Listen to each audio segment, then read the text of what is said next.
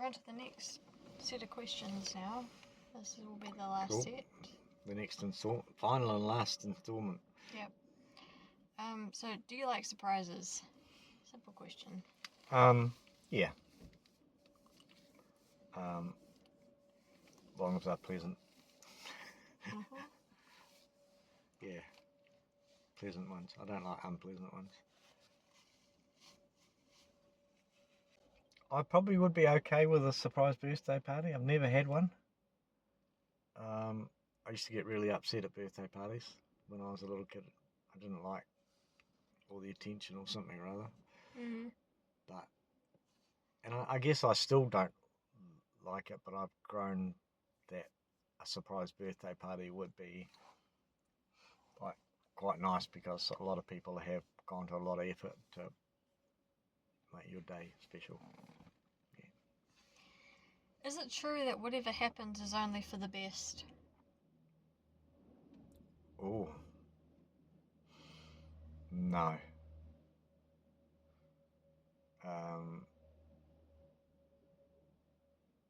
No, I don't think so. I know we say that a lot,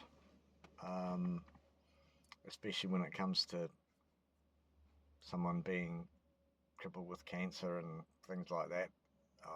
It's for the best, or that's why they put dogs to sleep and animals and stuff like that. Oh, it's for the best. But is that the best? The best actually is to actually cure them and make them well again, not to actually put them to sleep. So, is everything for the best? Yeah, no. Is it easy for you to wait for some important event? What if you don't know when it is supposed to happen? Like, can you deal with that? I think I've had to deal with that a few times. I probably get impatient waiting for special events, important events, and sometimes important events you just wish they'd come and go pretty quickly because they are important, but they might not be actually that pleasant. Maybe. Did I answer that? Yep. I'll ask you another one that's sort of related. Yeah. Can you forecast events, and is it even possible, real, to be able to forecast in Yes, that way? I think you can forecast events. We have a weather forecast, which is forecasting events which are weather related, but that's more scientifically. Can you forecast an event that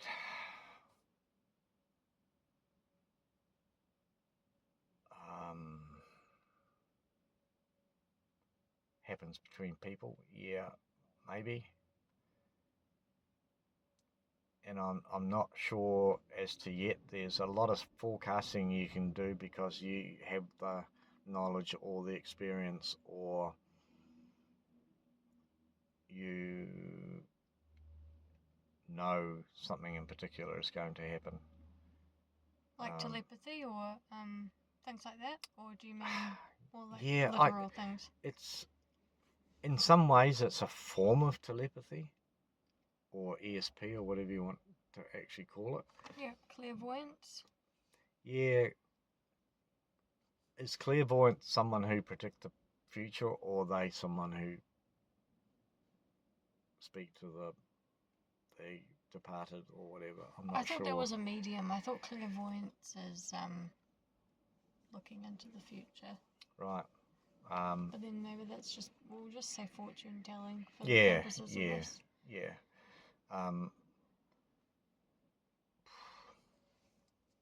I think some people who set themselves up as being able to predict the future have been proven wrong quite a number of times. But then I'm not disagreeing that someone can predict the future by having knowledge about what the future holds and what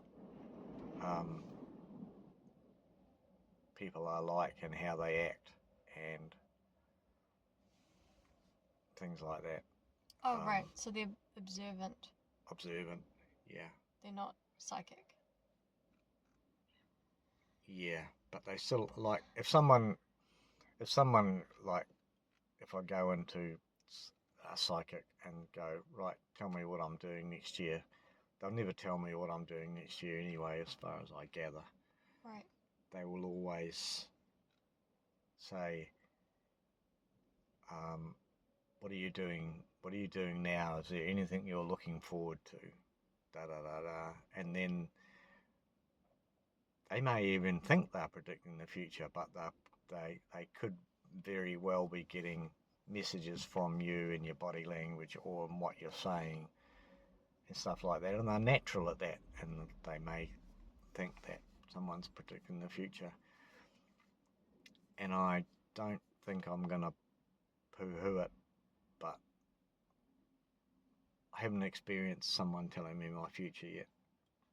Would you be curious to have your tea leaves read, or for someone to do a tarot card reading for you? Is it something that piques your interest? It would be interesting, but I don't think I would get it done, because things like tarot cards sometimes just feel like it's the luck of the draw. So you mentioned luck of the draw. Do you believe in luck? Yeah, luck is there. Yep. Like the luck of the draw. If you're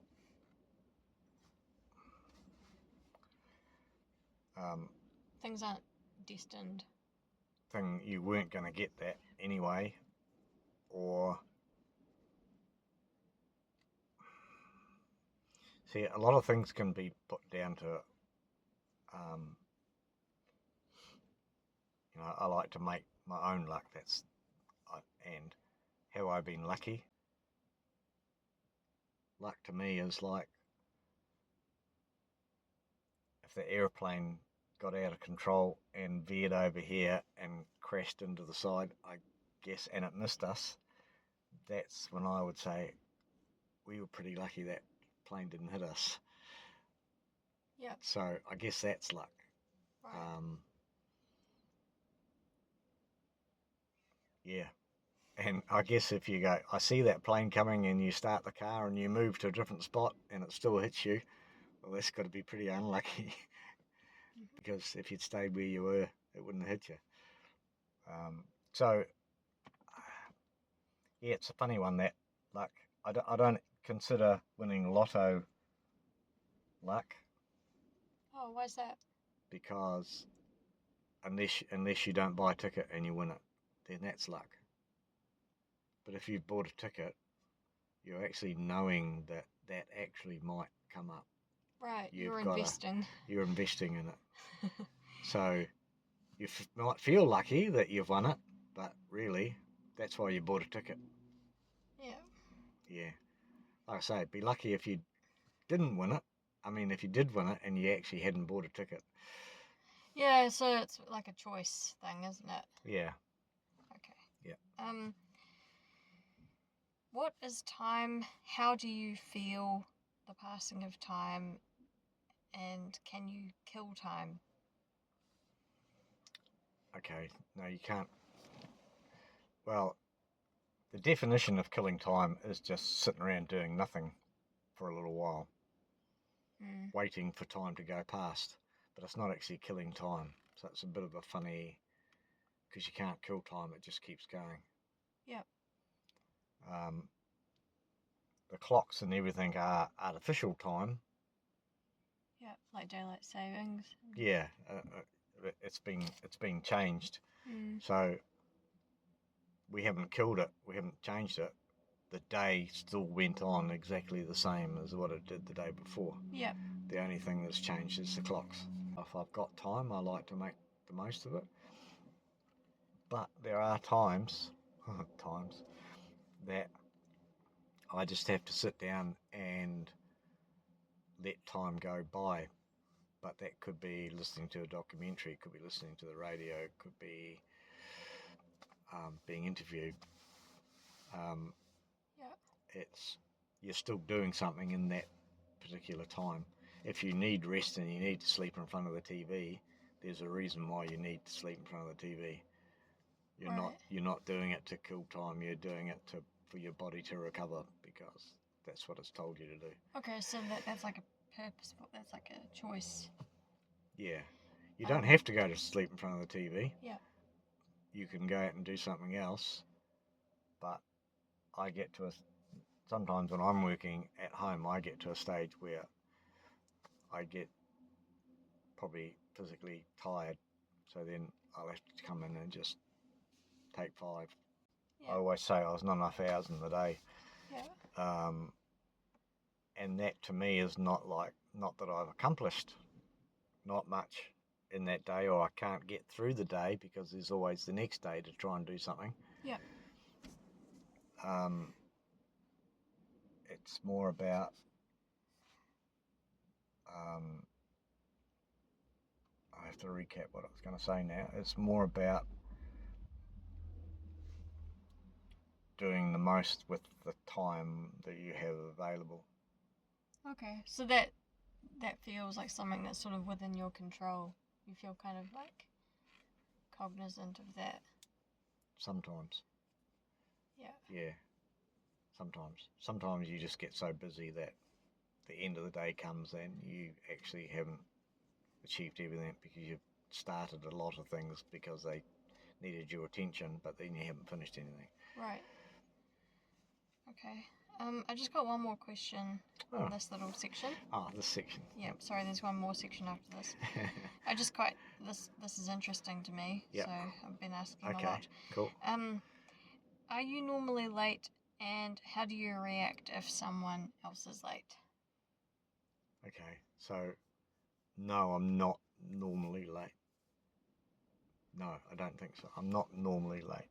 I'll be late on purpose, or I'll get later to work because I don't need to be there, but I don't think I'm a late person. How do I feel if someone is late all the time? Was that the other bit? It doesn't say all the time. It's just how do you feel if someone else is late? Oh, okay. So that depends on what they needed to be on time for. Mm-hmm. So if, say for instance, I was working in a bike shop, or I owned a bike shop or something or other like that, and I relied on my mechanics to be there at 8 o'clock and be there for 7.5 hours, or to be there so that when customers start picking their bikes up at 4 o'clock, that they're all finished.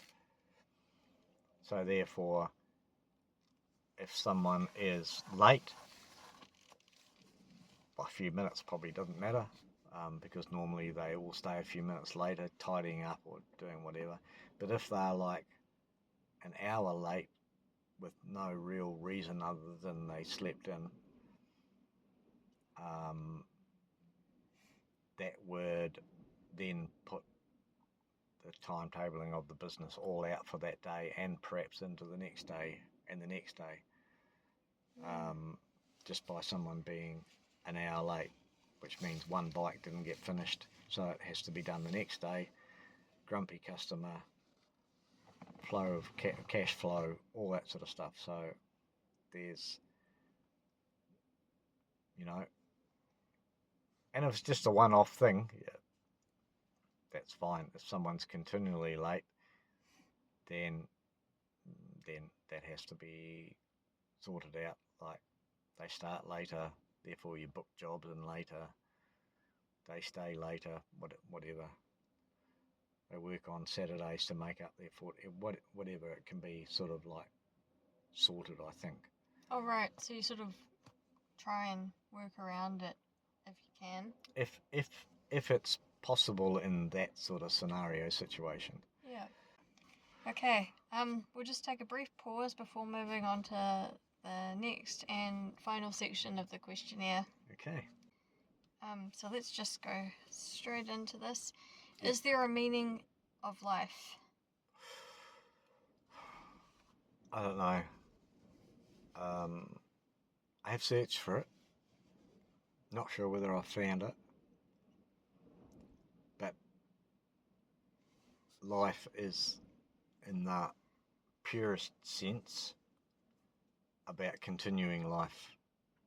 So whether it's animal, vegetable, or minerals, well, whatever. In the human population or the animal kingdom, it's all about producing more of the same and continuing the particular species, I guess. Yep. So in its purest sense, that's the meaning of life. The other meaning that they talk about, what is the meaning of life? Well-known Monty Python movie.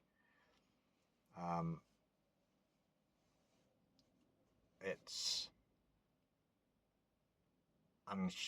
unclear to me if there's a reason why we're actually here other than life has happened and it is evolved from wherever life started to what we are now. So I don't know if there's actually a reason why we're all here other than that. If there is a meaning, I would be all keen to try and explore that and find out what it is.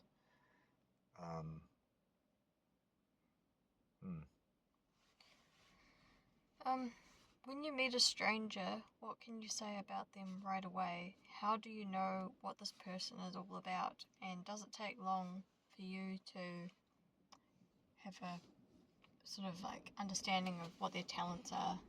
Right. Okay, so we've just had a gentleman walk past who I don't know anything about, so he's a stranger. I would say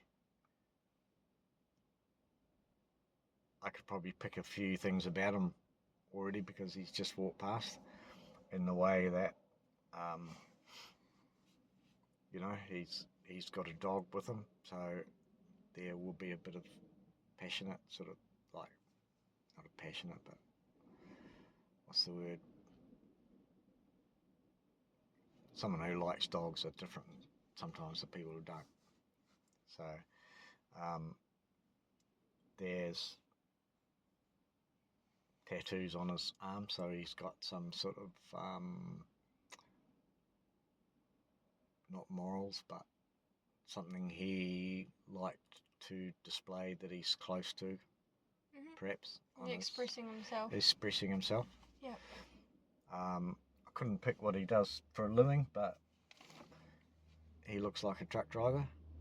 Oh, interesting. Just because of his shape and just the way he carries himself. He might not be. He could be, the chairman of a well-known board of governors or something or other like that. But Yep. So that's the sort of thing. And that's through perhaps body language, appearance. And there was a second part to that question, wasn't there? Yeah, but the other one kind of implies that you've known someone for a bit. So, like, having met someone and got to know them a little bit, like, does it take you long to understand someone's talent or their potential? Like, what they'd be good at? I guess that's a sort of an interview scenario. If you're interviewing someone for a job. Yep. And I've probably got 80-20 strike rate on picking the right person. So not always can you tell what their talents are because they might not particularly be telling you the right things that you want to know to actually pick what they are, or they could be just stretching the truth a little. But I think most of the time in an interview scenario, I can get a pretty good feel of what someone is like, and what their talents would be,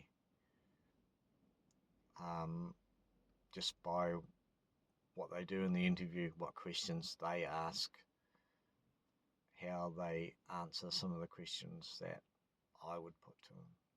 So that's one scenario. If I was meeting someone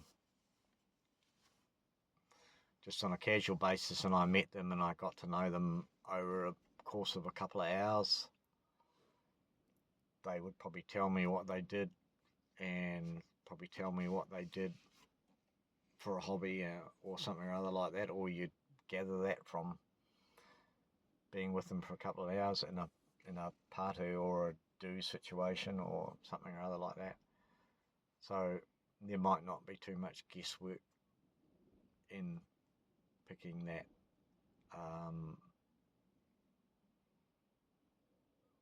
So I think I can do that, but probably 80%, 20%, I'd probably get it right. Thanks. What makes someone an interesting person? And are you an interesting person? If so, why? Ooh. Okay, what makes someone an interesting person? So whatever I say there, I'm going to have to put that scenario into my case and find out whether I'm interesting or not. Yeah, I didn't really think about that, but yeah. Yeah. So maybe I might go the other way around and say whether I think I'm interesting or not. And I think that's a subjective thing, because I think naturally a lot of people say they're not very interesting. Yeah. Because maybe their self-esteem is a little bit low, or they don't want to share too much about themselves, or what they think is exciting for them may be boring for someone else. So I would still find myself, I reckon, and only because maybe of experience and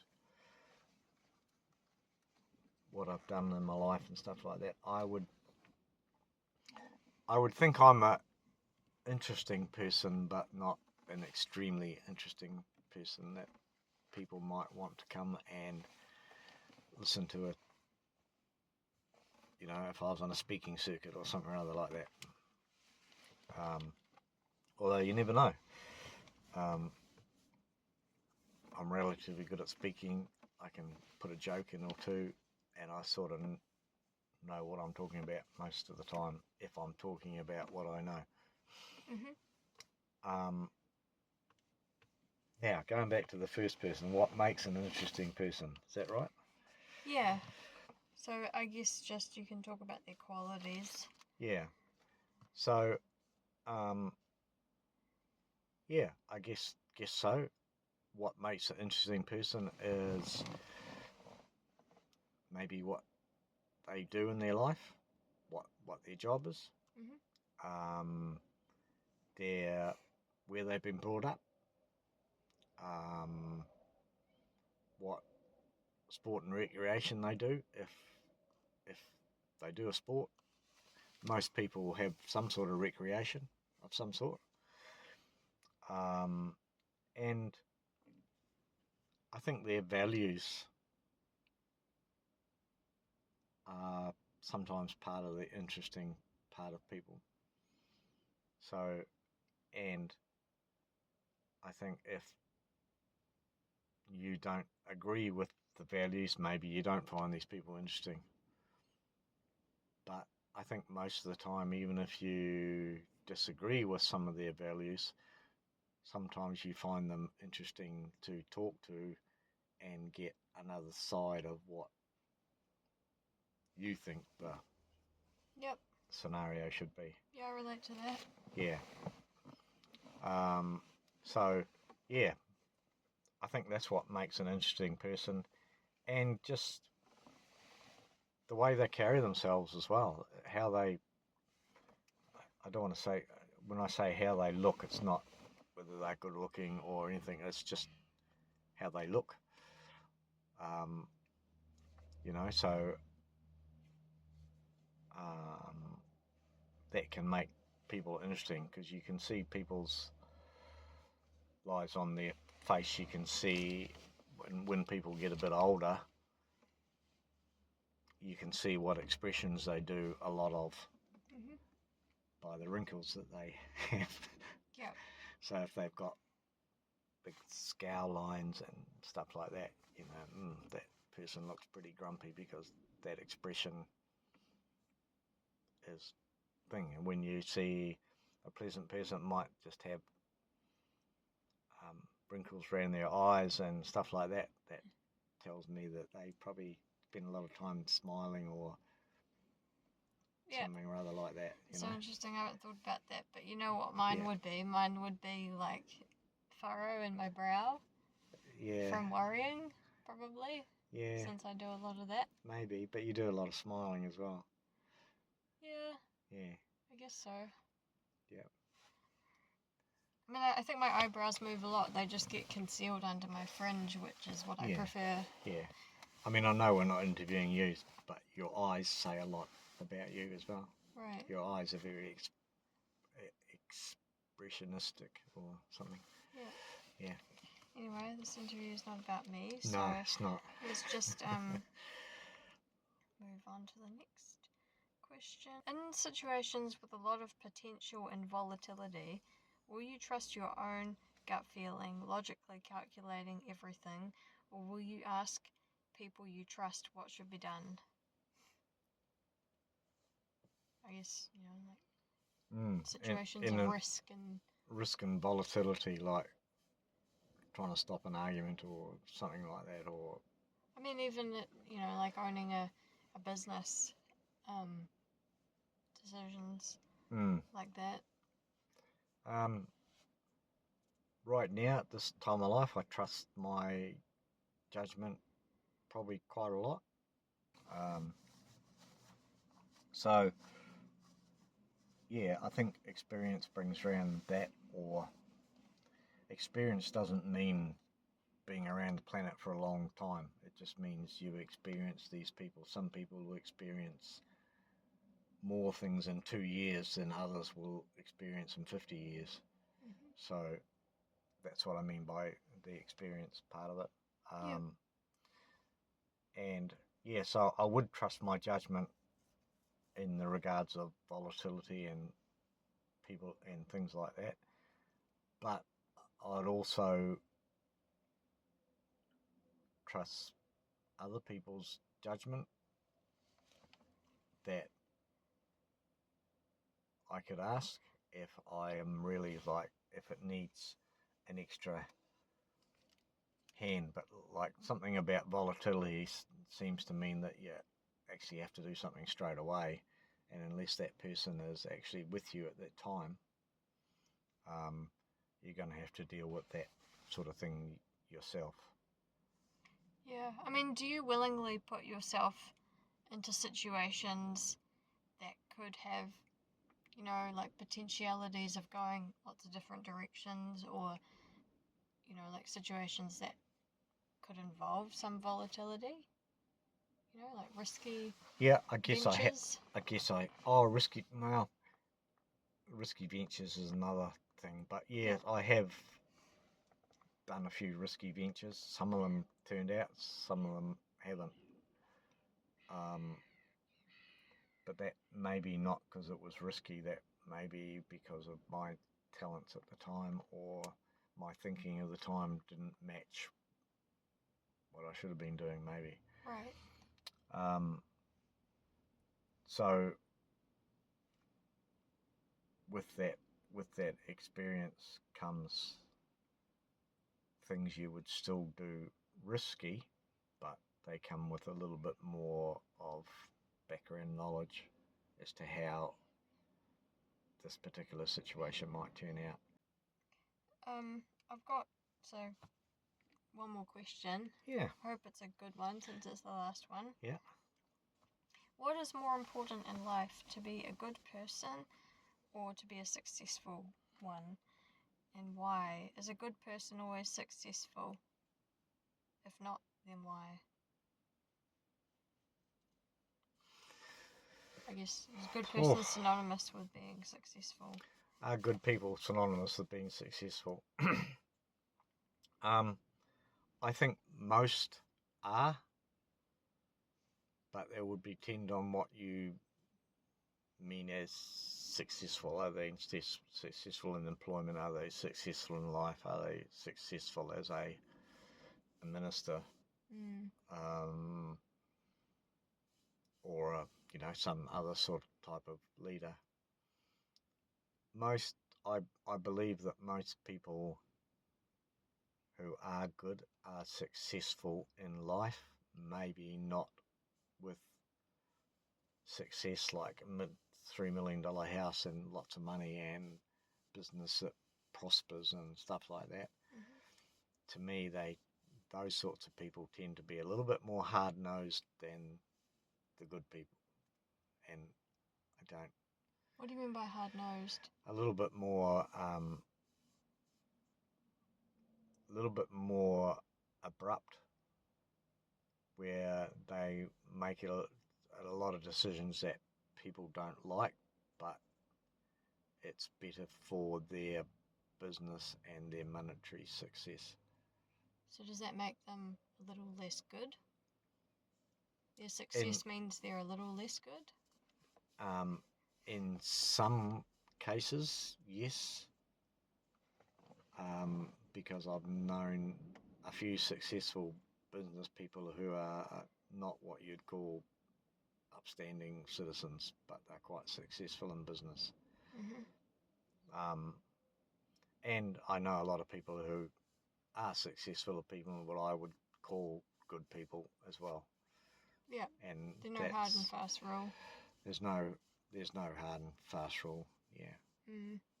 But to be successful and gain respect of other people, I think the good word has to, whatever the word good means, I think that has to come into it somewhere. Yep. Thanks, that's a good answer. Oh, good. So last question. Well, thank you very much, Pom, for participating in the Socionics questionnaire. I really appreciate your time. Yep. Especially because some of these questions are sort of quite personal, difficult. Yeah. Difficult, personal, revealing. Revealing, yeah, I've revealed probably a few things. And quite challenging if you've come into it sort of without preparation or knowing what to expect. Yeah. So I really respect that. Thank you. And your effort in answering the questions. So now it's over to me to kind of go over the responses that you've given, and I'm not sure whether I'm going to be able to come up with your type as such. Yep. But I'll definitely give it some consideration. Yeah. And we've already sort of discussed this, but if you don't mind, I'd like to publish this audio. Yes. Yeah, that's fine. Yeah, to potentially get other people's feedback. Yeah. If they are interested in listening. Yep. So. No, I was quite happy to participate. I know there's probably some people out there that may be interested in what I've said and the questions that you've asked. Yeah. And even some of the responses that you've given and questions. So. Well, there might be people that relate a lot too. I find that when I listen to other people, I'm like, wow, I really relate to them. Yeah. And if this is the beginning of podcasting, it's quite sort of cool. So you never know. Yeah. Well, thanks to anyone who's listening. and have an excellent rest of your day. Awesome. Bye. Goodbye, everybody. Bye from Pom Yep. and from me.